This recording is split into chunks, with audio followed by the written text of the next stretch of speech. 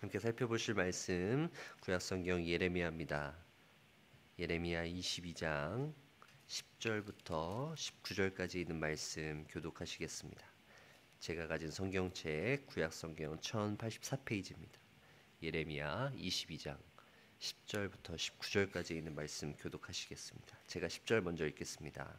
너희는 죽은 자를 위하여 울지 말며 그를 위하여 애통하지 말고 잡혀간 자를 위하여 슬피 울라. 그는 다시 돌아와 그 고국을 보지 못할 것임이라.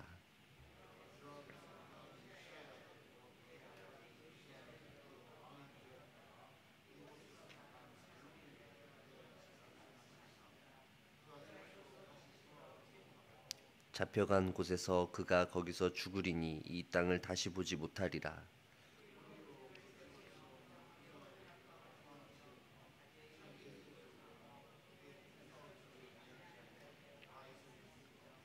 그가 이르기를 내가 나를 위하여 큰 집과 넓은 다락방을 지으리라 하고 자기를 위하여 창문을 만들고 그것에 백향목으로 입히고 붉은 빛으로 칠하도다.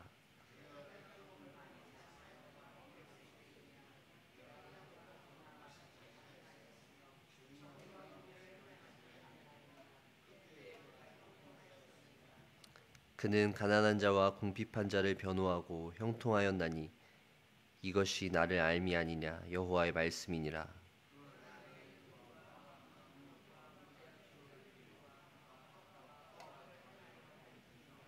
그러므로 여호와께서 유다의 왕 요시야의 아들 여호야김에 대하여 이와 같이 말씀하시니라. 무리가 그를 위하여 슬프다 내 형제여 슬프다 내 자매여 하며 통곡하지 아니할 것이며 그를 위하여 슬프다 주여 슬프다 그 영광이여 하며 통곡하지도 아니할 것이라. 예루살렘 문 밖에 던져지고 나귀같이 매장함을 당하리라. 아멘. 예, 오늘의 본문은 하나님께서 남유다의 17대, 18대 왕이었던 여호아스와 여호야김에 대한 예언의 말씀을 주고 계신 본문이에요. 통치자들에게 주시는 말씀이지만 이 하나님의 말씀은 오늘날 우리에게도 적용될 수 있는 부분이 있어요. 하나님의 백성으로서 세상을 살아갈 때 우리도 왕과 같은 제사장으로 정의와 공의를 실천하며 약자를 보호하고 하나님께서 기뻐하실 만한 삶을 살아야 하는 것이죠. 왕과 같은 권세를 누려나 보고 좀 그런 생각을 했으면 좋겠다라는 생각이 들지만 좀 더 본문에 집중해 보도록 하겠습니다. 오늘 본문은 크게 두 부분인데요. 10절과 12절은 여호아스, 본문에는 살룸이라고 기록되어져 있는데요. 이 여호아스에게 주시는 하나님의 말씀, 그리고 13절부터 19절은 여호야김에게 주시는 하나님의 말씀, 이렇게 기록되어져 있습니다. 여호와스의 다른 이름이 또 살룸이기도 한데요. 어쨌든 이 두 명의 왕에게 아주 공통적인 부분이 오늘 본문에서 나타나는데 그것은 바로 그들의 어떤 비참한 최후입니다. 여호아스는 객지에서 죽음을 맞게 되고요. 여호야김은 아무런 존경을 받지 못하고 온전히 장사도 지낸 바 되지 못한 채 최후를 맞게 되는 거예요. 왕으로서는 좀 격에 맞지 않는 모습입니다. 그들이 이런 최후를 맞게 되는 데는 좀 이유가 있어요. 15절, 16절 말씀인데요. 내가 백향목을 많이 사용하여 왕이 될 수 있겠느냐? 내 아버지가 먹거나 마시지 아니하였으며 정의와 공의를 행하지 아니하였느냐? 그때 그가 형통하였었느니라. 그는 가난한 자와 궁핍한 자를 변호하고 형통하였나니 이것이 나를 알미 아니냐 여호와의 말씀이니라. 역대 유다 왕 중에서 아주 뛰어난 왕으로 꼽혔던 이 요시야 왕과는 달리 이 여호아스와 여호야김이 보여준 왕으로서의 어떤 통치의 모습은 정의와 공의와는 상당히 거리가 멀었어요. 특별히 여호아스는 백향목을 많이 사용해서 무리한 건축들을 진행했고요. 백성들이 그로 인하여서 굉장히 어려움에 빠지게 되었던 것이죠. 그리고 왕으로서 백성을 돌보는 일에 온전히 집중하지 못했던 거예요. 그래서 하나님께서 하시는 질책이 내가 백향목을 많이 사용하여 왕이 될 수 있겠느냐? 이것이 나를 알미 아니냐라고 말씀하시면서 왕으로서 이 백성들을 많이 다스리는 일은 어떤 업적들을 많이 쌓는 일, 그것이 중요한 것이 아니라 하나님을 더욱더 깊이 알아가는 일이라고 말씀하고 계신 것이죠. 하나님이 원하시는 모습은 바로 이러한 모습들이었다라는 거예요. 눈에 보이는 모습이 아니라 그들이 얼마나 왕으로서도 하나님을 따르느냐라는 것이죠. 계속해서 17절 말씀도 한번 보세요. 그러나 내 두 눈과 마음은 탐욕과 무죄한 죄를 흘림과 압박과 포악을 행하려 할 뿐이니라.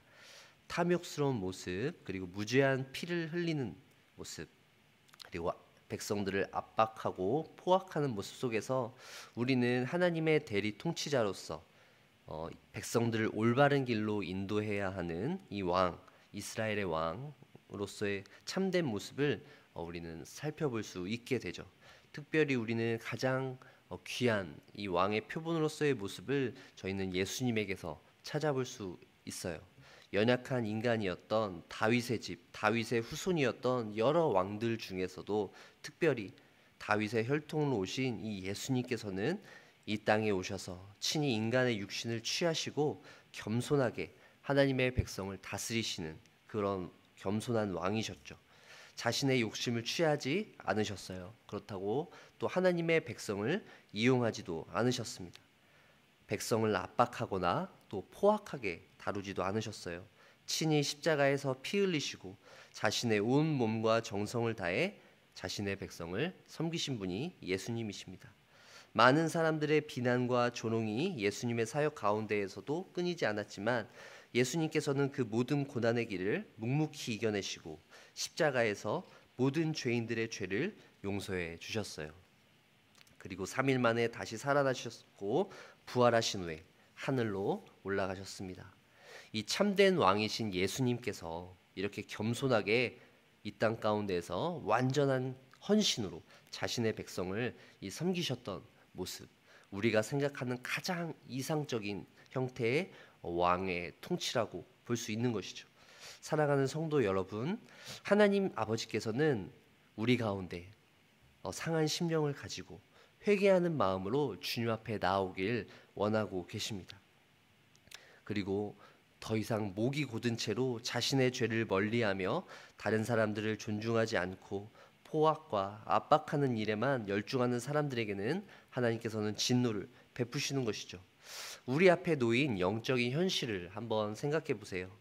하나님 앞에서 온전히 살아가기 위해서 우리가 얼마나 많이 치열하게 영적인 전쟁들을 하는지요. 하나님께서 우리에게 주신 축복과 은혜가 굉장히 많음에도 불구하고 우리가 그 은혜에 만족하지 못하고 욕심을 부리기 시작하고 또 탐욕과 포악이 우리 마음 가운데 자리 잡게 된다면 우리는 더 이상 하나님 앞에 온전히 나아가지 못한 상태가 되고 말 것입니다. 어느덧 내 마음은 굳어져 가고 있는데 그것을 감추기 위해서 다른 행위들로 가릴 때가 있어요. 나의 믿음이 자꾸만 작아질 때 주님 앞에 겸손히 엎드리고 회개해야 함을 알지만 주님 앞에 나아가는 것이 때때론 어려울 때가 있습니다. 요시야의 아들들을 한번 보세요. 요시야가 성소에서 발견한 두루마리로 종교 개혁을 이뤄냈단 말이죠. 백성들의 신앙, 이스라엘 백성들의 신앙, 남유다 백성들의 신앙을 새롭게 하는 신앙의 회복을 이루어냈는데 그것이 다시 후퇴하게 된 거예요. 하나님의 말씀을 소중히 여겼던 그런 종교 개혁의 운동이 다시금 퇴색되고 만 것이죠. 진실한 마음으로 회개하고 하나님 앞에 부르짖을 때 하나님께서 은혜와 사랑을 쏟아부어 주시는 그런 경험을 했음에도 불구하고 그들이 자신의 삶 가운데 온전한 신앙의 모습을 유지하지 못한 것은 그들 마음 가운데 찾아오는 어떤 크고 작은 욕심들 때문이다라고 생각되어집니다. 사랑하는 성도 여러분, 우리가 간구하고 붙잡아야 될 기도 제목들이 여기 있다라고 생각되어져요. 다른 사람들이 아무리 많이 은혜를 받고 회개하며 그들의 삶 속에서 변화를 이루어내도 정작 내 자신이 그러한 과정에 동참하지 않고 구경만 한다면 결코 나의 삶과 신앙에 아무런 도움이 되지 않음을 기억해야 합니다. 힘들고 어려운 순간이 찾아온다라고 해도 우리가 직접 하나님 앞에서 이 믿음의 현실을 직접 살아내보고 현실 가운데에서 실수도 해보고 넘어져 보는 경험을 통해서 다시 일어날 수 있는 경험을 우리가 할 수 있게 된다는 것이죠. 신앙은 책으로만 배울 수 있는 것이 아닙니다.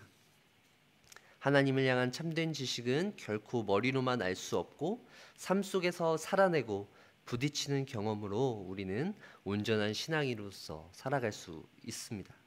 다른 사람들과의 신앙을 비교할 필요도 없어요. 내가 만난 하나님, 내가 경험한 하나님, 나와 함께 해주신 그 하나님을 기억하며 하나님 앞에 온전히 나아갈 수 있어야 한다는 것이죠.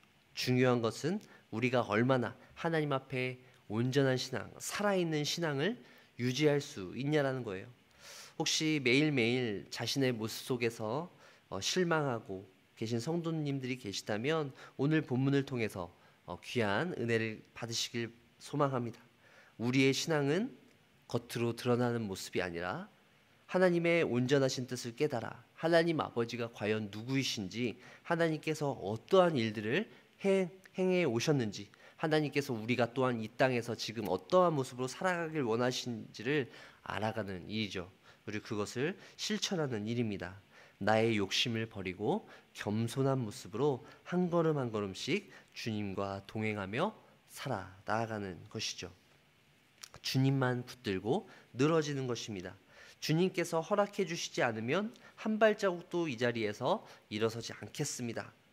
주님께서 나와 함께 해주셔야 합니다 라고 붙들는 것이죠.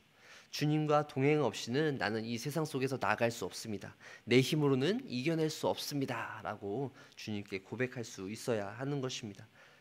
이렇게 외치며 주님께 매달리는 오늘 이 시간 되시길 주 이름으로 간절히 축원합니다. 기도하겠습니다.